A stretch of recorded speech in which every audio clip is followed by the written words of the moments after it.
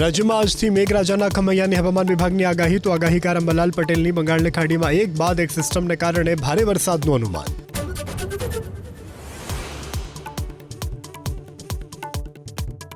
ગુજરાત કોંગ્રેસ પ્રભારી મુકુલ વાસનિક 3 દિવસ ગુજરાત પ્રવાસે. વડોદરામાં પૂરગ્રસ્ત વિસ્તારોની મુલાકાત બાદ યોજશે જન આક્રોશ રેલી. ચૂંટણીને લઈ સંગઠનને મજબૂત કરવા કરાશે કવાયત.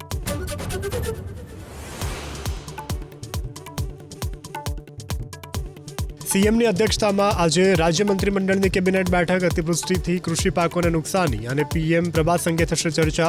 કચ્છમાં ભેદી રોગચાળાની સ્થિતિની કરાશે સમીક્ષા.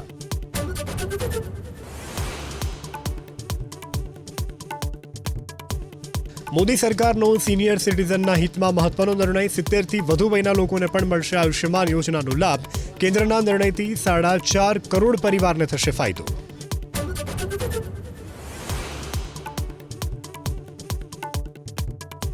આજથી ભાદરવી પૂનમના મેળાનો થશે પ્રારંભ. બોલમાળી અંબેના નાદથી ગુંજી ઉઠશે અંબાજી મંદિર પરિસર.